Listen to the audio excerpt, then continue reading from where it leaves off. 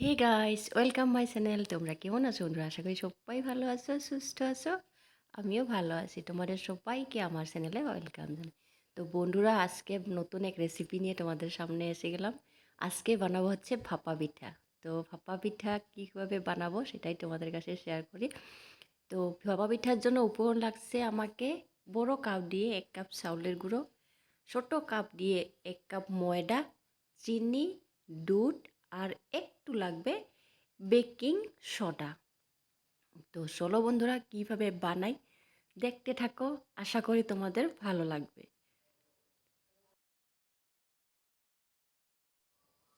তো বন্ধুরা চলো, আগে আমি পুরটা বানিয়ে নেব। একটা পুর বানিয়ে নেব, নারকেল কুড়ো, সুজি একটুখানি আর গুড় দিয়ে পুরটা বানিয়ে নেব।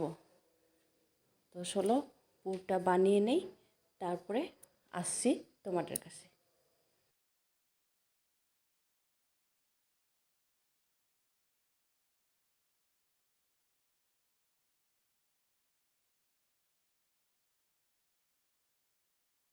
তো বন্ধুরা, এবার পুর বানানো আমার রেডি হয়ে গেছে। এবার উপকরণগুলোকে এক এক করে ব্যাটার বানিয়ে নেব।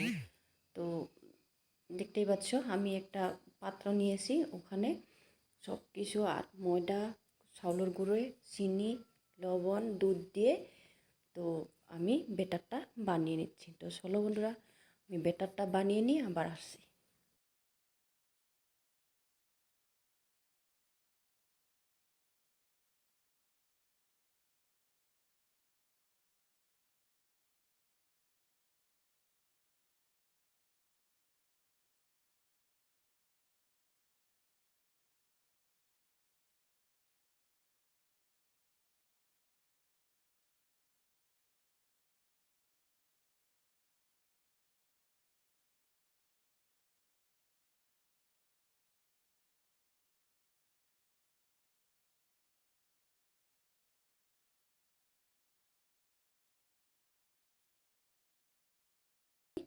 এবার আমাকে ভাপা পিঠা বানানোর জন্য 3টে স্টিলের গ্লাস লাগবে।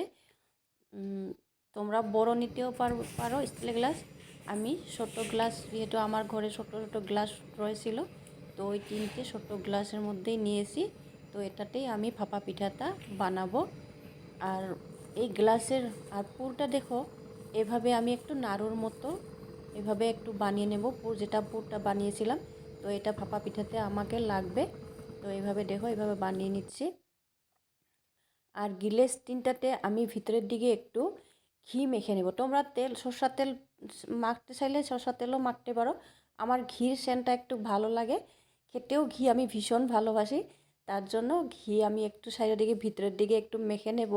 যখন পিঠাটা ঠান্ডা হওয়ার পরে বার করব, যেন সুন্দরভাবে বেরিয়ে আসে, ভিতরে লেগে না থাকে, সেইভাবে আমি ঘিটা মেখে নেব।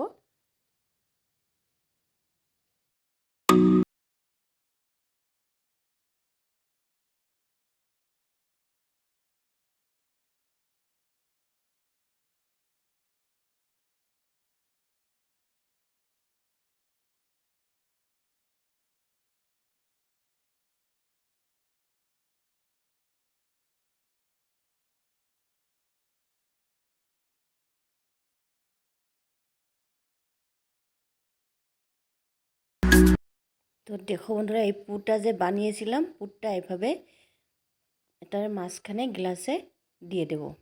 প্রত্যেকটাতে তিনটাতে এভাবে আমি পুরটা দিয়ে দেব।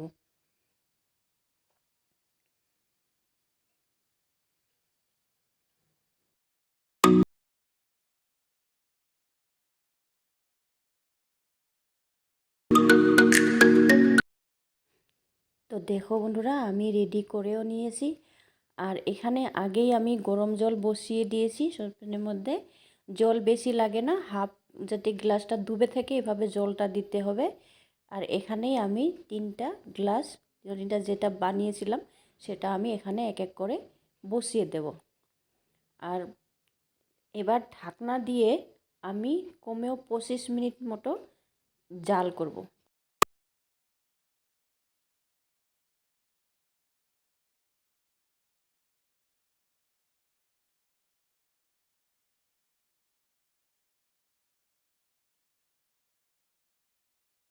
25 মিনিট পর আসলাম ফিরে, দেখি কি হয় পিঠে। যে দেখো বন্ধুরা, আমার পিঠে অলরেডি হয়ে গেছে, তবুও আমি একবার ছুরি দিয়ে একটু দেখে নেব যে হচ্ছে কি না ঠিকঠাক ভিতরের দিকে। তো দেখো একদম নরম হয়ে গেছে। তো আমার পিঠে রেডি। তো এটাকে এবার আমি ঠান্ডা হতে দেব একটু। দেখো ঠান্ডাও হয়ে গেছে। আর এইভাবে আমি একটু ছুরি দিয়ে সাইডের দিকে কেটে নিয়ে নেব, যাতে ভালোভাবে পিঠেটা বার হয়ে আসে। তো দেখো আমি এইভাবে করে নিচ্ছি, দেখতেই পাচ্ছ। তো দেখো বন্ধুরা, কি সুন্দর করে গ্লাস থেকে বেরিয়ে এসেছে আমার পিঠের লুক। তো দেখো তিনটে গ্লাস থেকেই বার করেছি। কেমন লাগলো তোমাদের পিঠের রেসিপিটা অবশ্যই কমেন্ট করে জানাবে। আর যারা নতুন বন্ধু এখনও পর্যন্ত আমার চ্যানেলটাকে সাবস্ক্রাইব করে, প্লিজ বন্ধুরা সাবস্ক্রাইব করে নোটিফিকেশন বেলটা অন করে আমার পাশে থেকো। তো এইভাবে একটু কেটে নেব, যাতে দেখতেও ভালো লাগে, খেতেও ভালো লাগে। তো চলো বন্ধুরা, আজকের জন্য বাই বাই করছি। যদি ভিডিওটা ভালো লাগে তোমাদের, প্লিজ লাইক শেয়ার করো। তো আজকের জন্য বাই বাই করছি, পরে আবার দেখা হচ্ছে এক নতুন ভিডিও নিয়ে। সবাই ভালো থেকো, সুস্থ থেকো। আর আমার এই পিঠের লুক দেখো এবার, কি সুন্দর দেখতে হয়েছে না বলো? খেতেও দারুণ হয়েছে, আমি খেয়েছি, ভয়েসটা তো পরে দিচ্ছি, খেতেও খুব সুন্দর হয়েছে। তো চলো বাই বাই।